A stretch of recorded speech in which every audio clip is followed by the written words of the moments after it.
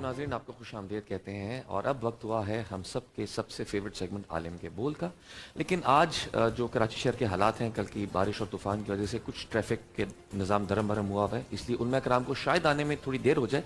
لیکن فی الحال ہمیں جوائن کر چکے ہیں ہمارے ایک اور خاص مہمان ڈاکٹر موئز جو کہ مائنڈ سائنسز کے ایکسپرٹ ہیں. ان کو خوش آمدید کہتے ہیں. السلام علیکم سر. وعلیکم السلام. کیسے ہیں آپ؟ ٹھیک ٹھاک ہیں الحمدللہ. سر مجھے بتائیں کہ مائنڈ سائنس کیا ہے, یہ کس طرح کا شعبہ ہے, ذرا ناظرین بھی سمجھ سکیں کہ بیسکلی ہم کس حوالے سے آپ سے سوال پوچھ سکتے ہیں اور یہ ٹاپک ہے کیا. اچھا یہ مجھے بتائیے, ایک تو السلام علیکم آپ کو جی اور تمام وعلیکم ناظرین کو اور حاضرین جو بھی ہے موجود سب کو سلام. آپ کے پاس اگر مائنڈ ہے تو اس کو چلانے کا کوئی سائنس ہوگا. بالکل ایسے ہی ایک میکینزم ہوگا. میکینزم, گاڑی آپ کے پاس ہے تو گاڑی ایک اصول پہ چلتی ہے, مینول کہہ سکتے ہیں اس کو. اب ذہن جو ہے وہ سب کو پتا ہے مگر نظر نہیں آتا. یہ ایک میٹا فزیکل ریالٹی ہے. جسم نظر آتا ہے مگر ذہن نظر نہیں, مگر ہے ضرور.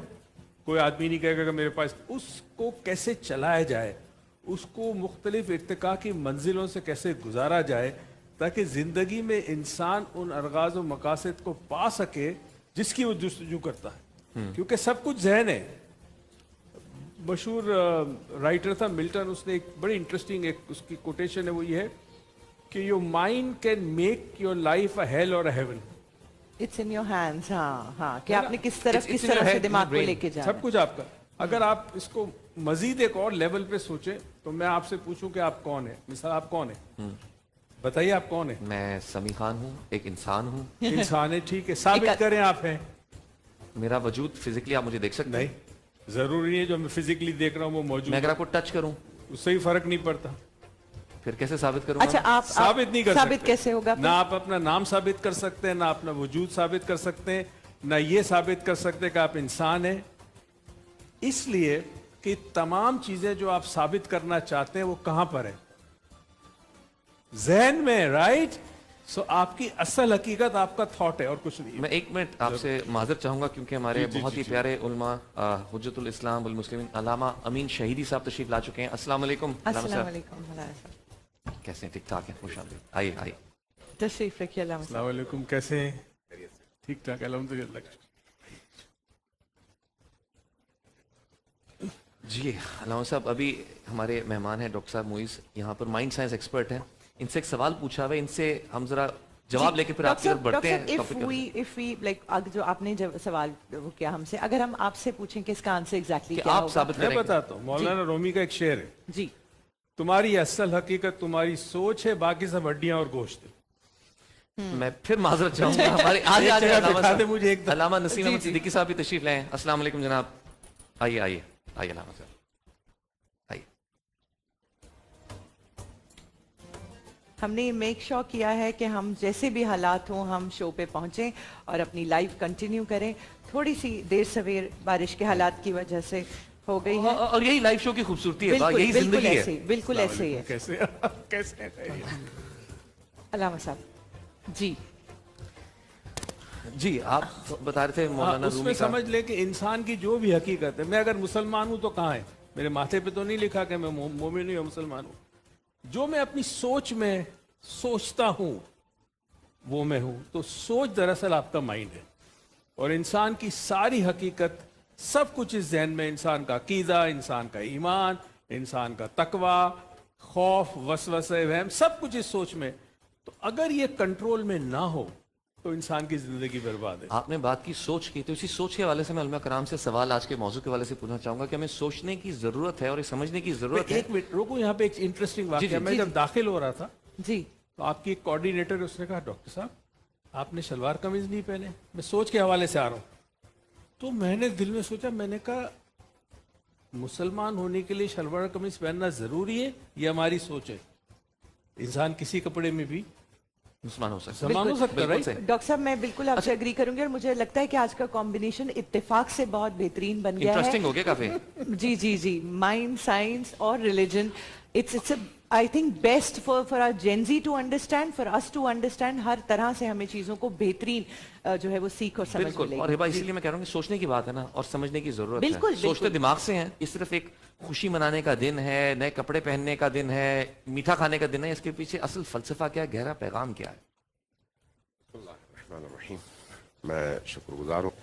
دین کے سمجھنے کے لیے قرآن کریم میں صرف ایک ہی دفعہ عید کا لفظ استعمال ہوا ہے، اور یہ لفظ بھی وہاں پر استعمال ہوا ہے جب حضرت عیسیٰ علیہ السلام اللہ سے یہ تیرے بندوں کے لیے نشانی بن سکے اور ہمارے لیے عید کا سما ہو سکے۔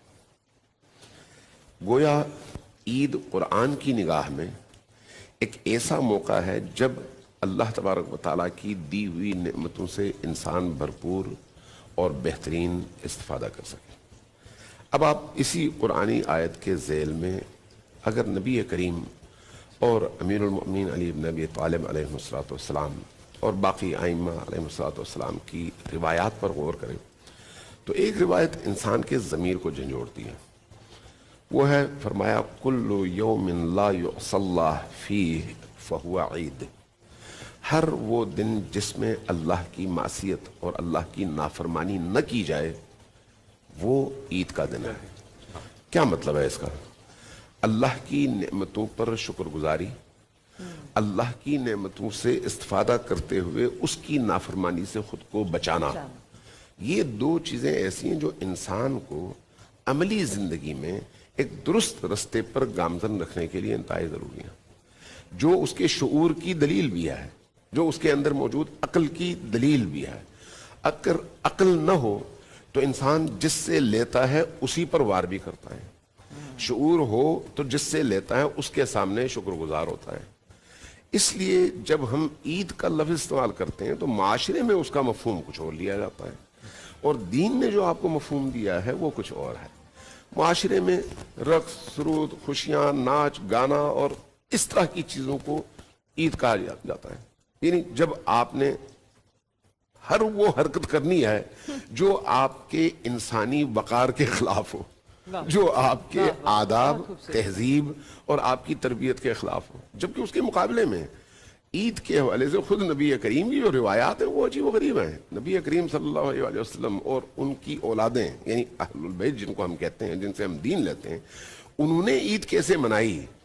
آپ دیکھیں، صبح اٹھتے ہی غسل، اس کے بعد عیدگاہ کا رخ، خطبے نماز، اس کے بعد قبرستانوں کا رخ، مردوں کی ایصال ثواب کے لیے دعائیں، پھر گھر آنا اور پھر ان لوگوں کے گھروں میں جانا جن کے پاس عام طور پر جانے کا آپ کو وقت نہیں ملتا، اپنے ان رشتہ داروں کی خبر گیری جن سے آپ سارا سال کانٹیکٹ میں نہیں رہ پاتے، تاکہ اس دن ان سے اپنی اس خوشی کا اظہار بھی کر سکیں، ان کی احوال پرسی بھی کر سکیں۔ پھر وہاں پر جا کر بھی آپ مرحومین کے لیے ایصال ثواب کا فاتحہ پڑھیں، چائے پئیں، اس طرح سے مل جل کر اگر دل میں کوئی کینہ ہے تو اس کو ختم کریں، محبت میں اضافہ کریں۔ پھر اس دن کے لیے مخصوص دعائیں ہیں، پھر اس دن کے لیے مخصوص مناجاتیں ہیں، پھر اس دن کے لیے مخصوص نمازیں ہیں۔ گویا وہ دن اللہ تبارک و تعالیٰ کی بارگاہ میں اس پورے مہینے کی جو برکتیں اللہ نے بندے کو عطا کی ہیں ان برکتوں کے شکر گزاری کا موقع ہے کہ خدایا تو نے مجھے 30 دن اپنی بارگاہ میں روزہ رکھنے، نماز پڑھنے، قرآن پڑھنے